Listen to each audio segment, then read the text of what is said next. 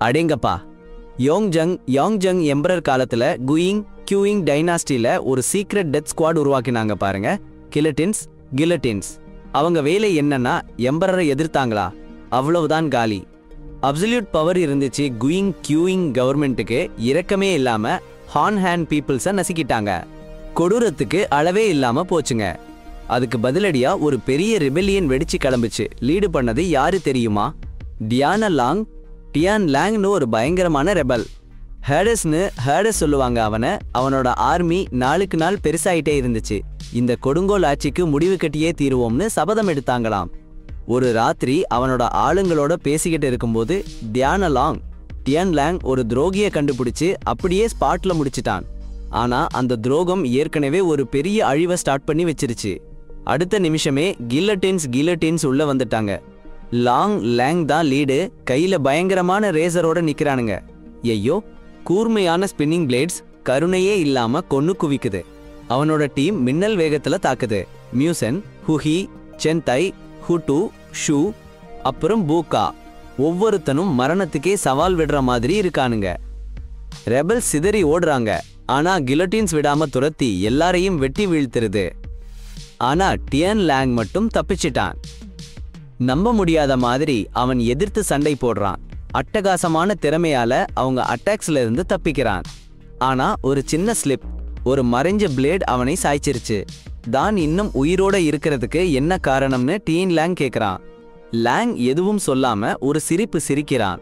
Dion லாங் பிடிபட்டான். அவனோட ஃபேட் முடிவாயிருச்சு.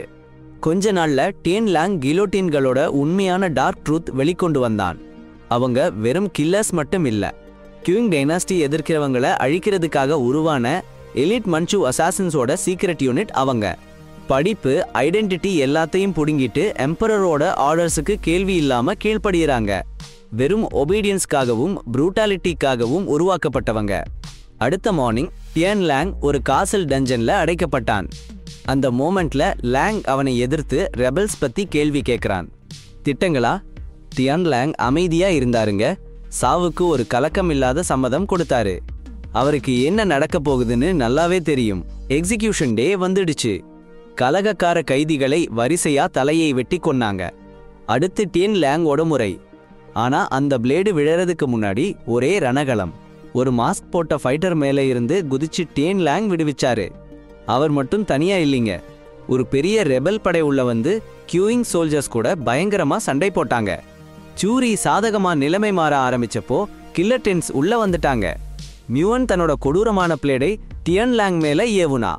அவர் அதை தடுத்து அவளை ஹாஸ்டேஜா பிடிச்சாரு. அவ கில்லட்டின்ஸை அட்டாக் பண்ண சொன்னா. ஆனாலும் ரெபல்ஸ் கிட்ட ஒரு கடைசி மூவ் இருந்துச்சு. வெடிகுண்டுங்க அந்த இடம் முழுக்க மறைச்சு வச்சிருந்தாங்க. பயங்கர வெடி சத்தம் கேட்டு அந்த இடமே தரைமட்டமா போச்சு. தூசு அடங்குனதும் டியான் லாங் மியூசன் காணாம போயிட்டாங்க. அப்போ ஆரம்பிச்சது அந்த சர்ஃபேஸ்க்கு கீழே நடக்கிற யுத்தம். விசுவாசம் விலை பேசினாங்க. அடையாளங்களை திருடுனாங்க. பிளேட்ஸ் தான் உண்மையை முடிவு செஞ்சிச்சு. ஒரு காலத்துல சீக்ரெட் வெப்பனா இருந்த எம்பையர் இப்ப அதோட பெரிய த்ரெட்டா மாறப்போகுது. இதுதான் கில்லட்டின்ஸ். திரும்பவும் டெம்பிள்ல கமாண்டர் காங் யீ லீட் பண்ணாரு. ஆஹா, அடேங்கப்பா! மியூசன் செத்துட்டான்னு கன்ஃபர்மே பண்ணாம சாவு கிரியையெல்லாம் பண்றாங்களே, என்ன கொடுமை சார் இது! ஒரு தேடுதல் இல்ல, ஒரு கேள்வி இல்ல. அப்படியே கில்லட்டின்க டியான் லாங்க வேட்டையாட ஆர்டர் போட்டாரு பாருங்க. அவனை வெளியே இழுக்க பிலன்கிற ஒரு ரெபல்ல புடிச்சு பேட்டா யூஸ் பண்றாங்களே, அடக்கர்மமே! அதே டைம்ல எம்பரர் சீன் லாங் அவனோட விசுவாசமான ஆளு ஹைடுவை அதே மிஷன்ல அனுப்புறாரே. ஃபிளாஷ்பேக்ல என்ன ஒரு ட்விஸ்ட்! லாங்கும் ஹைடுவும் சின்ன வயசுல இளவரசனோட கூட இருக்க செலக்ட் பண்ணாங்களாம். ஆனா வளர்ந்ததும் எம்பரர் அவங்க வழிய பிரிச்சுட்டாரே. ஹைடு ஃபார்மல் எஜுகேஷன் கொடுத்து பிரின்ஸ் கூடவே வச்சுக்கிட்டாரு. லாங்க கியோட்டின் ட்ரெயின் பண்ணாரு. ஆனா ஹைடு மறக்கல பாஸ். லாங்குக்கு அதே சான்ஸ் கிடைக்கணும்னு நினைச்சான். வருஷ கணக்கா மனசுல கசப்ப வச்சிருந்தான். வேற எங்கேயோ மியூசன் உயிரோட இருக்கா. ஒரு குக்கிராமத்துல சிறை வச்சிருக்கிறாங்க. கொஞ்ச நேரம் ஃப்ரீ பண்ணி அடிச்சு மறுபடியும் கட்டி போடுறாங்களே. கிலோட்டின்க கூட போன ஒரு கிணத்துல தூக்கி போட்டு மியூசனா கண்டுபிடிக்கலனா கொன்னுடுவேன்னு மிரட்டுறாங்களே. ஹைடு அப்போஸ் பண்றானே, அது பிளான்ல இல்லையாம். லாங்குக்கு அதை பத்தி கவலையே இல்ல. டீமை கூட்டிட்டு போயிட்டே இருக்கான். ஹைதுவை அப்படியே விட்டுட்டு போறானே. சரியா கேளுங்க. மைனஸ் பிஹைண்ட்ல தனியா ஹைடு போன் கவனிச்சுக்க அங்கேயே இருந்தான்.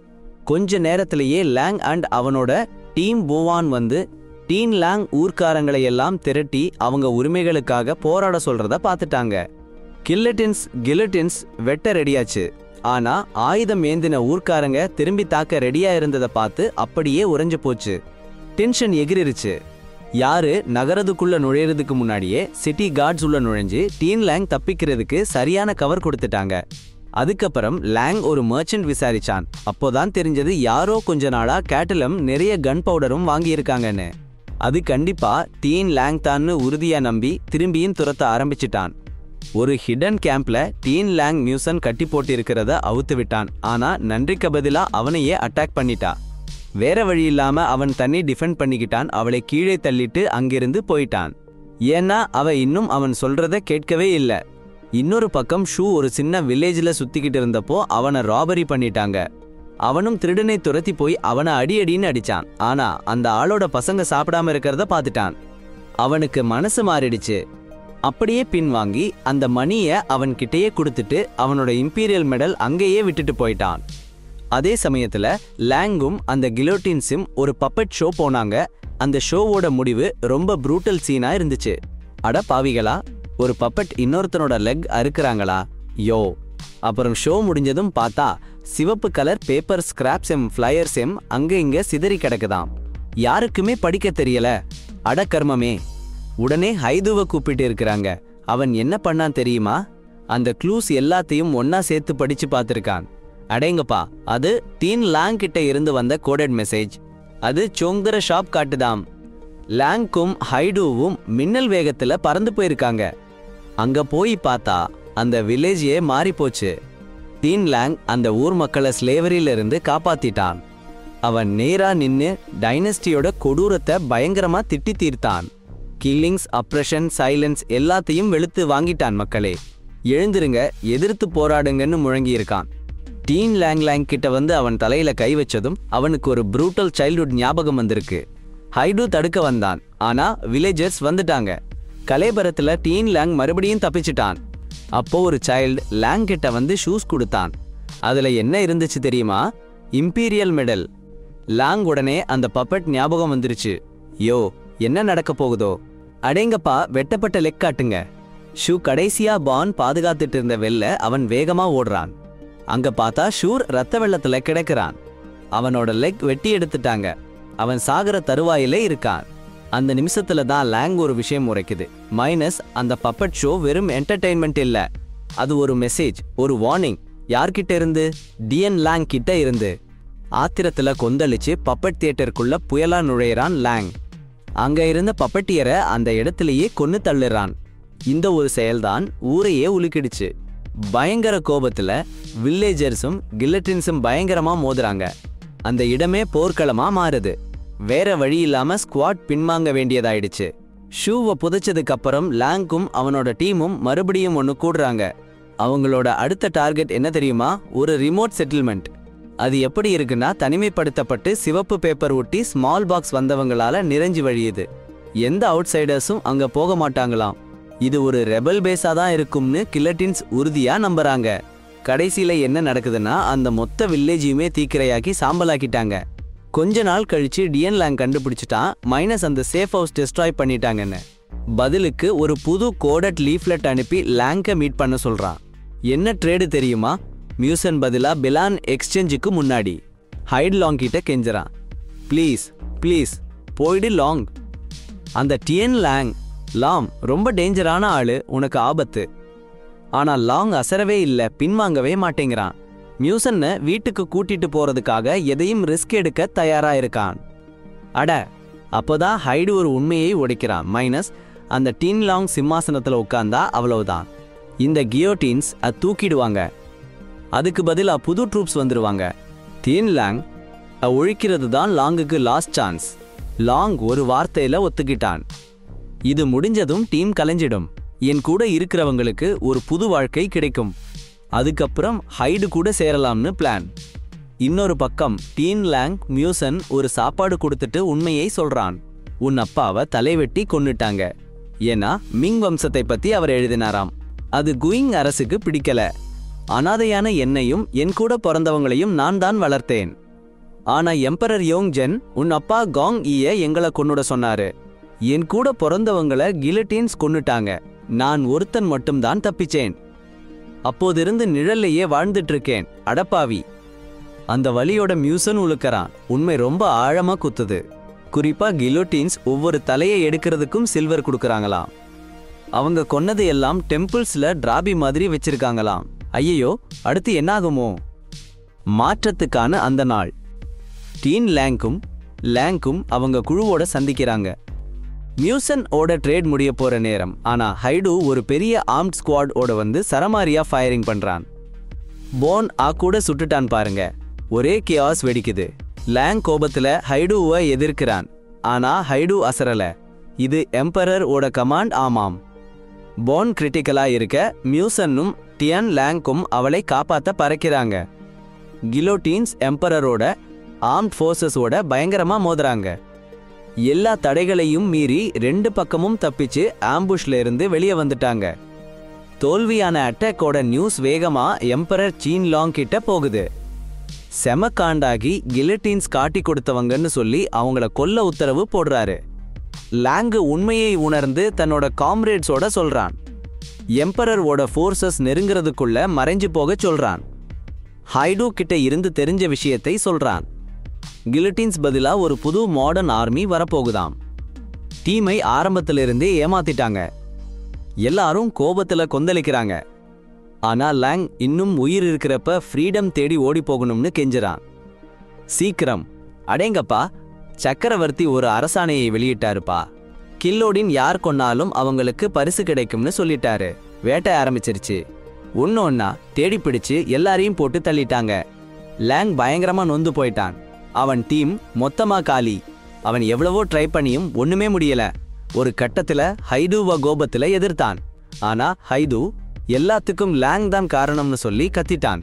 அப்புறம் ஒரு வார்த்தை கூட சொல்லாம லாங்க சுட்டு ஒரு கிளிஃப்ல இருந்து தள்ளி விட்டுட்டான். ஆச்சரியமா லாங் உயிர் பொழைச்சிட்டான்.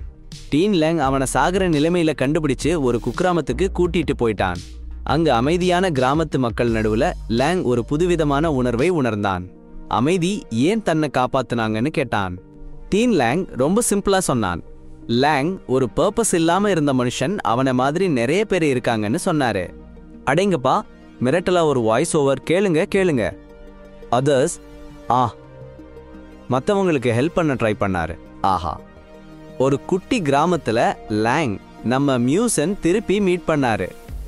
கில்லட்டின்ஸ் தூக்கி போட்டுட்டு ஆடு மாடு மேய்க்கிறவங்க கூட செட்டில் ஆயிட்டாங்களாம். வாவ், அந்த வன்முறையெல்லாம் தூக்கி எறிஞ்சிட்டாங்க. இனிமே அந்த கொடுமைகள் வேணாம்னு முடிவு பண்ணிட்டாங்களாம். என்ன மனசு. அப்புறம் லாங் நம்ம டேன் லாங் கூட உட்காந்து ஒரு சீக்ரெட்டை சொன்னாரு. ட்விஸ்ட், அவர் மான்சூரியா இல்லையாம், ஹான். ஆமாம். அப்போ ஹான் பீப்புள்ஸ் எல்லாம் அடிமை மாதிரி நடத்தப்பட்டாங்களாம். எம்பரர் யோங்ஜாங் சின்ன வயசு சியன் லாங் காப்பாத்த லாங் ஓடடென்டிட்டியை மாத்திட்டாங்களாம். ஷாக். இப்போ லாங் புரட்சி பண்ணாலும் டீன் லாங் என்ன நம்பினாருன்னா லாங் கையால தான் அவருக்கு எண்டுன்னு. எப்பா, அந்த மொமெண்ட் நெருங்கிடுச்சு. கொஞ்ச நாள் கழிச்சு எம்பரர் டீன் லாங் பயங்கர ஆயுதங்களோட வந்து கிராமத்தையும் ஆடு மாடு மேய்க்கிறவங்களையும் அழிக்க ஆர்டர் போட்டாரு. அட்டாக் ஆரம்பிச்சதும் கிராமத்து ஜனங்க எல்லாரும் எஸ்கேப் ஆயிட்டாங்க. டீன் லாங், மியூசன், லாங் மீதி இருந்த ஃபைட்டர்ஸ் எல்லாம் அவங்க ஊரை காப்பாத்த நின்னுட்டாங்க. ஹைடு துப்பாக்கியும் கேனனும் வச்சு அட்டாக் பண்ணி எல்லாரையும் டக்குன்னு ஓவர்டேக் பண்ணிட்டாரு. ஐயோ கொடுமையே. ஒரு கலவரத்துல அவ லாங் கையிலேயே செத்துட்டா. தாங்க முடியாத துக்கம் லாங்க புடிச்சு உலுக்கிடுச்சு. அப்படியே உட்கார்ந்துட்டாரு. அந்த போர் சூழல்ல நொறுங்கி போயிட்டாரு. ஆனா ஹைடு விடல பாருங்க. ஹான் வில்லேஜ் மொத்தமா அழிச்சு சாம்பலாக்க சொல்லிட்டான். எல்லாத்தையும் தீயில போட்டு பொசுக்கிட்டானுங்க. ஒரு மலை உச்சியில கடைசியா லாங்கையும் டீன் லாங்கையும் வளைச்சிட்டான். சுத்தி எதிரிகள் எண்ணிக்கையும் அதிகமா இருக்கிறத பார்த்துட்டு இனி அவ்வளவுதான்னு டீன் லாங் தெரிஞ்சுக்கிட்டாரு. கடைசி நிமிஷத்துல லாங்கிட்ட ஒரு உதவி கேட்டாரு. இந்த வன்முறை சுழற்சியை முடிக்க சொன்னாரு. மனசை உடைஞ்சு போய் லாங் தன்னோட பிளேடை தூக்கி அவரை கொன்னுட்டாரு. ஒரு காலத்துல எதிரியா இருந்தவரோட தலையை வெட்டிட்டாரு. அதுக்கப்புறம் லாங்கும் ஹைடும் அரண்மனைக்கு போனாங்க. டீன் லாங்கோட தலையை கொண்டு போய் கலகம் முடிஞ்சிருச்சுன்னு நிரூபிச்சாங்க. எம்பரர் சியன் லாங் அவங்கள பாராட்டி கியூயிங் டைனஸ்டிக்கு இது ஒரு வெற்றின்னு அறிவிச்சாரு.